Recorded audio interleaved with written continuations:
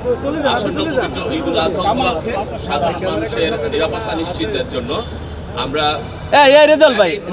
আমাদের আওতাধীন এলাকায় পর্যাপ্ত প্রস্তুতি গ্রহণ করেছি। আমাদের আওতাধীন এলাকায় যেসব গুরুত্বপূর্ণ হাট রয়েছে সেগুলোতে চিহ্নিত করেছি এবং আমরা কন্ট্রোল রুম স্থাপন করেছি। আমাদের এলাকায় আনুমানিক প্রায় 400-র মতো হাট রয়েছে। সেই হাটগুলোতে আমরা নিশ্চিত নিরাপত্তা ব্যবস্থা বিভিন্নভাবে নিশ্চিত করার জন্য সর্বাত্মক প্রয়াস চালাচ্ছি। পশুর হাটে যাতে চাঁদাবাজি আমরা রোধ করতে পারি, ক্রেতাদের ভোগান্তি যাতে আমরা রোধ করতে পারি সেজন্য কন্ট্রোল রুম স্থাপন করেছি, যেমনটি আমার পিছনে রয়েছে। আমরা ওয়াচ টাওয়ার স্থাপন করেছি, এমনকি আমরা ড্রোনের মাধ্যমে আমরা পরিস্থিতি মনিটরিং করছি। কন্ট্রোল রুমে অত্যাধুনিক মেশিন স্থাপন করেছি যাতে আমরা জাল টাকা শনাক্ত করতে পারি এবং সেই সাথে আমাদের এখানে আমরা যাতে একটা সুষ্ঠু পরিবেশ নিশ্চিত করতে পারি বরিশালবাসীর জন্য যারা হাটে আসছেন কোরবানির পশু ক্রয় করার জন্য, সেজন্য আমাদের সর্বাত্মক প্রয়াস অব্যাহত আছে। শুধু এটুকুনি আমরা সীমাবদ্ধ নেই, আমরা আমাদের আওতাধীন এলাকায় যে ঈদগাহ সমূহ রয়েছে সেখানে গোয়েন্দা কার্যক্রম সহ টহল আমরা জোরালো করার মাধ্যমে জামাতের নিরাপত্তা নিশ্চয়তা বিধানের নিশ্চিত পরিকল্পনা গ্রহণ করেছি।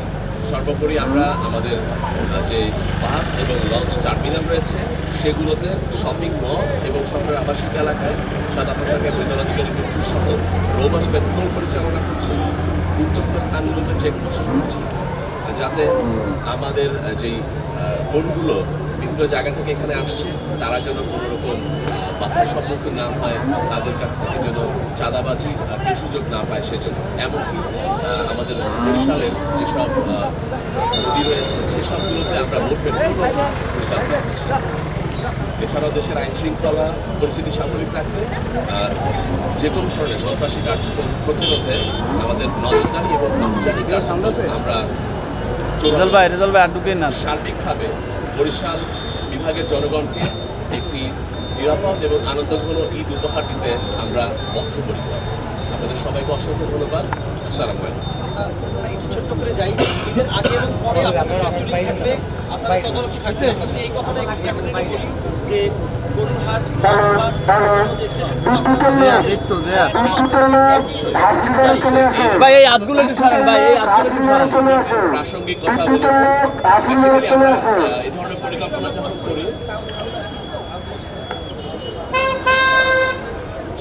আপনার প্রসঙ্গ ধরে আমি মেনশন করছি, আমরা ইনফ্যাক্ট এটাকে 3টি ভাগে ভাগ করে থাকি।